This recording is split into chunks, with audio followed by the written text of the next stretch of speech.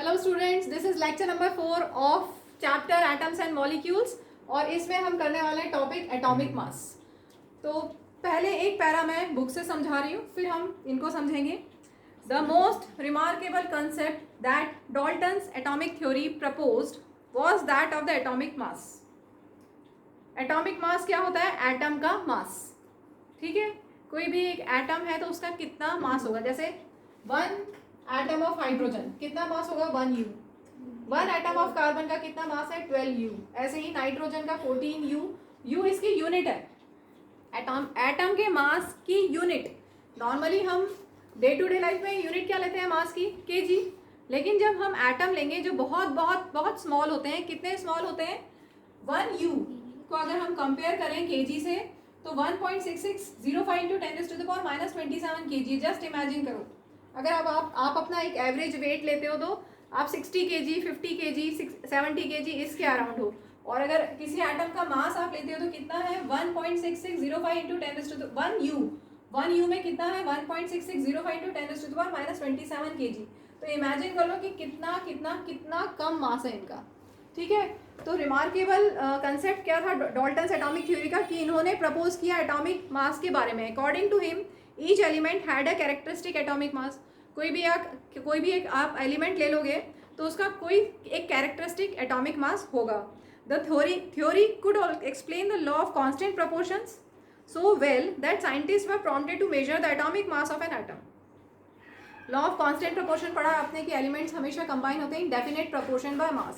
जैसे आपने पढ़ा है वाटर में hydrogen oxygen combine in the ratio of 1:8 by mass, या आपने पढ़ा है अमोनिया में NH3 में nitrogen and hydrogen combine in the ratio of 14:3 by mass. ठीक है, आगे दिया है since determining the mass of an individual atom was a relatively difficult task. एक इंडिविजुअल एटम का मास आप फाइंड करना आपके लिए बहुत मुश्किल होगा क्योंकि वो बहुत बहुत स्मॉल है। तो क्या किया गया? Relative atomic masses were determined using the laws of chemical combination and compounds form. तो इन्होंने क्या किया? सिंगल एक एलिमेंट का मास निकालना तो डिफिकल्ट है। इंडिविजुअल एटम, किसी एक एलिमेंट के इंडिविजुअल एटम का मास निकालना तो बहुत डिफिकल्ट है क्योंकि मास इनका बहुत कम होता है। तो क्या किया इन्होंने? रिलेटिव एटॉमिक मासेस कैलकुलेट किए। अब यहाँ पर एग्जाम्पल के साथ समझाया हुआ है, तो उससे पहले मैं डेफिनेशन बता दूं आपको। Atomic mass of an element क्या होता है? रिलेटिव मास। अभी जस्ट हमने पढ़ा कि सिंगल एटम का मास निकालना बहुत मुश्किल है, तो इट इज़ कन्वीनियंट कि हम रिलेटिव निकाल लें। तो एटॉमिक मास क्या होता है? Relative mass of its atom as compare with the mass of, किसी से कंपेयर करना पड़ेगा ना जब आप रिलेटिव निकाल रहे हो। तो जब भी रिलेटिव मास निकालोगे तो एक स्टैंडर्ड आपको लेना पड़ेगा। तो स्टैंडर्ड मास क्या लिया? कार्बन 12। कार्बन 12 क्यों बोला है? क्योंकि कार्बन के 2 आइसोटोप्स होते हैं, कार्बन 14 एंड कार्बन 12। तो कार्बन 12 को अगर हम लेंगे और मास एक कार्बन 12 एटम का लेंगे, उसको हम कितना लेंगे? 12 यूनिट्स। उससे बाकी सारे एलिमेंट्स के एटॉमिक मास को हम जो भी हम देते हैं, जितने भी एटॉमिक मासेस हैं ये सब एक्चुअल में रिलेटिव एटॉमिक मास है। और किससे कंपेयर किए हुए? कार्बन 12 से। ठीक है, तो relative mass of its atom as compared with the mass of a carbon 12 atom taken as 12 units. ठीक है, तो कार्बन 12 एटम को हमने कितना दिया? It has been assigned an atomic mass of exactly 12 atomic mass unit. इसको 12 atomic mass unit ऐसा भी बोल सकते हैं। पहले जब हम लोग पढ़ा करते थे तब यूनिट होती थी एटॉमिक मास की AMU। अब आजकल उसको शॉर्ट कर दिया तुम्हारे लिए, क्या कर दिया? U यूनिट होती है। ठीक है, पहले के टाइम में AMU था। आगे दिया है, आगे 1 एटॉमिक मास यूनिट अगर डिफाइन करना है तो क्या होगा? 1 atomic mass unit is defined as exactly 1/12 the mass of 1 atom of carbon 12। ठीक है, 1 एटॉमिक मास यूनिट क्या बोली गई? रिलेटिव एटॉमिक मास है ना, किससे कंपेयर किया है? कार्बन 12 से। तो 1 एटॉमिक मास यूनिट कितनी है? 1/12 the mass of 1 atom of carbon 12। चलिए, इसको बच्चों को थोड़ा कंफ्यूजन हो रहा है तो बेटर है कि इस टॉपिक का लास्ट पैरा जो आपकी बुक में दिया है वहाँ से हम स्टार्ट करें, तब शायद आपको अच्छे से समझ में आएगा। यहाँ दिया है, imagine a fruit seller selling fruits without any standard way with him. Normally क्या होता है फ्रूट एंड वेजिटेबल सेलर्स के बाद उनके पास स्टैंडर्ड वेट्स होते हैं 1 kg, हाफ kg, 250 ग्राम्स ऐसे वेट होते हैं। तो अगर उसके पास वो नहीं है और सपोज उस फ्रूट सेलर ने एक वाटरमेलन ले लिया और उसके 12 इक्वल पीसेस कर दिए, और उस फ्रूट सेलर ने क्या बोला, इसका मास किसके इक्वल है, इस वाटरमेलन का मास किसके इक्वल है,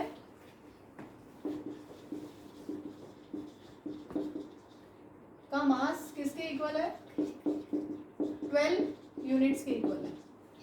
ठीक है, 1 यूनिट, 2 यूनिट, 3 यूनिट, 4, 5 ऐसे 12 यूनिट्स के इक्वल है। इस वाटरमेलन का मास 12 यूनिट्स के इक्वल है। ठीक, तो he makes 12 equal pieces of the watermelon and finds the mass of each fruit he is selling relative to the mass of one piece of watermelon. एक watermelon के piece का एक watermelon का piece कितना है, 1 यूनिट है। Suppose आप shop पे गए, अब हमारे पास यहाँ पर केजी नहीं है, हमारे पास यूनिट है। आप शॉप पे गए और आपने बोला कि आपको 2 यूनिट्स ऑफ एप्पल चाहिए। अगर आपको चाहिए 2 यूनिट्स ऑफ एप्पल, तो वो एक साइड पे 2 एप्पल रख देगा। ठीक है, अब उसका वे और यहाँ पर वाटरमेलन रख के देखेगा। सपोज वाटरमेलन का एक पीस, वाटरमेलन के एक पीस का और इसका बैलेंस इक्वल आ गया, तो ये हमारा क्या हो गया, 2 यूनिट्स। हमने क्या लिया है यहाँ पर, 2 यूनिट्स ऑफ, नहीं 1 यूनिट ऑफ वाटरमेलन हमारे पास है। तो यहाँ पर 1 यूनिट ऑफ वाटरमेलन से हमें कितने मिल गए, ये जितना भी मिला, वो जितने भी एप्पल मिले वो किसके इक्वलेंट है, 1 यूनिट ऑफ वाटरमेलन के इक्वल है। ठीक है, समझ में आया, 1 यूनिट ऑफ वाटरमेलन के इक्वलेंट जितना भी यहाँ पर आता है वो होगा। सपोज आपको ज़्यादा चाहिए तो हमने वाटरमेलन और रख दिया, वाटरमेलन का एक और पीस रख दिया, तो 2 यूनिट्स ऑफ वाटरमेलन के इक्वलेंट यहाँ पर जितने भी आते हैं एप्पल उतने हो जाएंगे। क्लियर हुआ। तो कंपेयर हमने किया, हमने जो भी हम ले रहे हैं उसको किससे कंपेयर किया, वाटरमेलन से कंपेयर किया। तो यह है रिलेटिव मास किसका, जो भी हम फ्रूट लेंगे उसका रिलेटिव मास है। तो इन्होंने उसको बोल दिया relative fruit mass unit, relative fruit mass unit. अब क्लियर हुआ। देखिए एक बार और समझ लो, 1 यूनिट इस फ्रूट सेलर के अकॉर्डिंगली 1 यूनिट कितना है, 1 piece of watermelon. 2 units means 2 piece of watermelon, 3 units means 3 piece of watermelon इस फ्रूट सेलर के हिसाब से। अब हम जैसे एप्पल परचेज करने गए, नॉर्मली हम केजीज में लेते हैं। अब केजी को भूल के आप यूनिट याद रखो कि यूनिट, केजी की जगह कौन सी यूनिट ले रहे हैं, यूनिट। ठीक है, तो हमने अगर हम परचेज करने गए और हमने बोला कि हमें 2 यूनिट्स ऑफ एप्पल चाहिए, ठीक है 2 यूनिट्स ऑफ एप्पल चाहिए, तो वो 2 वाटरमेलन के पीस यहाँ रख देंगे और उसके हिसाब से यहाँ पर जितना भी चढ़ जाएगा, जितने भी एप्पल चढ़ जाएंगे दूसरे पैन में वे करने से बैलेंस हो जाएगा, तो वो उतना दे देगा आपको। अगर आपने बोला कि 3 यूनिट्स ऑफ एप्पल चाहिए, तो वो क्या करेंगे, फ्रूट सेलर क्या करेगा, 3 यूनिट्स ऑफ एप्पल लेने के लिए यहाँ पर 3 वाटरमेलन के पीस रख दिए और उसके हिसाब से यहाँ पर सपोज एक और बड़ा एप्पल चढ़ा दिया, होता है ना बड़े साइज का भी। तो ये हो गया आपके 3 यूनिट्स ऑफ वाटरमेलन और 3 यूनिट्स ऑफ एप्पल इक्वलेंट। तो यहाँ पे हमने इसको किससे कंपेयर किया है, मास, किसके मास से कंपेयर किया है, वाटरमेलन के मास से। सेम वैसे ही जब हम एटम का मास निकालते हैं तो हम किससे कंपेयर करते हैं, कार्बन 12 के 1 एटम से। 1 यू किसके इक्विवेलेंट है, 1 यू एटॉमिक मास यूनिट, मतलब एटम का मास, उसकी unit is how much, 1/12 the mass of 1 atom of 1/12 mass of 1 atom of carbon 12। ठीक है, तो जितने भी हम मासेस निकालेंगे एटम्स के वो किससे कंपेयर होंगे, कार्बन 12 से। जैसे फ्रूट सेलर ने वाटरमेलन के पीसेस लिए हैं, वैसे ही साइंटिस्ट ने कार्बन 12 के एटम्स लिए हैं और A 1 U is equal to 1/12 the mass of 1 atom of carbon 12। चलो अब हम सेकेंड पैरा लेते हैं इस टॉपिक का। Let us take the example of compound carbon monoxide. Carbon monoxide, it was experimentally observed that 3 gram of carbon combines with 4 gram of oxygen to form 7 gram of carbon monoxide. 3 gram of carbon, 4 gram of oxygen to form 7 gram of carbon monoxide. मतलब ये 3:4 ratio में combine हुए। ठीक है, अगर 3 grams of carbon है तो 4 gram of oxygen है। इतना समझ में आया। अगर आप 1 ग्राम ऑफ कार्बन लेते हो, अगर 1 ग्राम ऑफ कार्बन लेते हो तो ऑक्सीजन कितना लेना पड़ेगा, unitary method simple. 3 grams of carbon में 4 ग्राम ऑफ ऑक्सीजन है, तो 1 ग्राम ऑफ कार्बन में कितना ऑक्सीजन लेना चाहिए हमें? 4/3। क्लियर? जो न्यूमरेटर जो ऊपर लिखा है उसको एज इट इज उतारते हैं, साइड वाला नीचे लिखते हैं, पढ़ा है ना ये तो। 3 ग्राम्स में अगर 4 ग्राम्स है, 3 ग्राम्स ऑफ कार्बन में अगर 4 ग्राम ऑफ ऑक्सीजन है, मतलब इस रेशो में कंबाइन होते हैं, तो 1 ग्राम ऑफ कार्बन होगा तो ऑक्सीजन कितना होगा? 4/3 ग्राम्स होगा। ठीक है, that means carbon combines with 4/3 times its mass of oxygen. ठीक है, समझो वापस। कार्बन, ये था कार्बन और इधर oxygen. 3 gram of carbon 4 gram of oxygen से कंबाइन होता है, राइट? अब अगर 1 ग्राम ऑफ कार्बन लोगे तो कितना ऑक्सीजन होगा? 4/3 grams. That means carbon combines with 4/3 times its mass of oxygen. ठीक, अब एटॉमिक मास यूनिट के बारे में बोला है। Suppose we define atomic mass unit earlier abbreviated as AMU, जैसे मैंने बताया था हम लोगों के टाइम पे AMU बोला जाता था, atomic mass unit. But according to the latest IUPAC, international union of pure and applied chemistry recommendations, it is now written as U। U का मतलब है यूनिफाइड मास, फुल फॉर्म, और AMU का मतलब है एटॉमिक मास यूनिट। ठीक है, तो आजकल U term, U word, U letter use किया जाता है। It is now written as U as equal to mass of 1 carbon 12, वो अभी बता दिया था मैंने आपको। Then we would assign carbon as an atomic mass of 1U। Carbon का एटॉमिक मास कितना होगा? 1U। और ऑक्सीजन का कितना हो जाएगा? इसको डेसिमल में निकाल लेता हूँ, 1.33U। तो अगर 1U ऑफ कार्बन है तो ऑक्सीजन कितना होगा? 1.33U। However, it is more convenient to have these numbers as whole numbers or as near to whole numbers as possible। यहाँ पर क्या हो गया? डेसिमल में हमें मिला। कन्वीनियंट क्या होगा? हमें होल नंबर्स मिल जाए या नियरली होल नंबर्स मिल जाए, as possible. While searching for various atomic mass units, scientists initially took 1/16 the mass of an atom of naturally occurring oxygen as the unit। जब वो सर्च कर रहे थे कि कौन सा हम रिलेटिव एटॉमिक मास निकालने के लिए किसको हम स्टैंडर्ड लें, तब उन्होंने ऑक्सीजन पहले लिया था।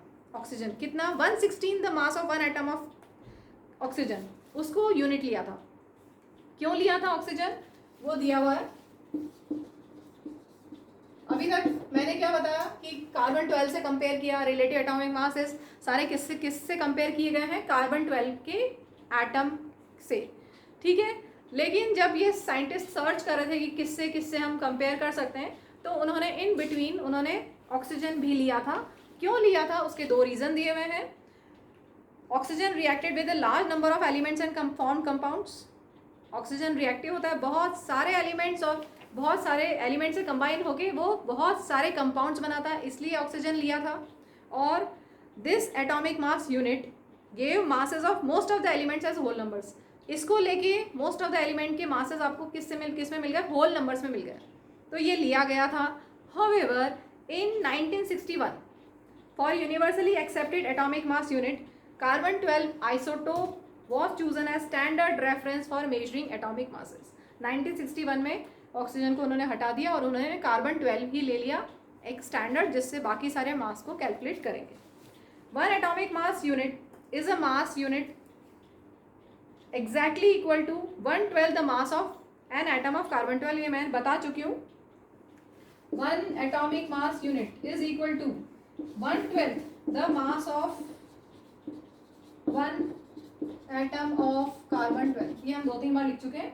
The relative masses of all elements have been found with respect to atom of carbon 12। इसके बाद फ्रूट सेलर का है, वो मैं एक्सप्लेन कर चुकी हूँ। आगे देखिए, similarly the relative atomic masses of the atom of an element. क्या? Relative atomic mass of the atom of an element, किसी एक एलिमेंट के एटम का रिलेटिव एटॉमिक मास क्या है? Average mass of the atom. It is average mass of the atom as compare to 1/12 the mass of 1 atom of carbon 12। इसके बाद table बनी हुई है, टेबल 3.2, ये याद करना है। टेबल 3.1 भी याद करना है। इस चैप्टर की सारी टेबल्स आपको थोड़ा थोड़ा करके याद करते रहना है। पूरी टेबल्स याद होनी चाहिए।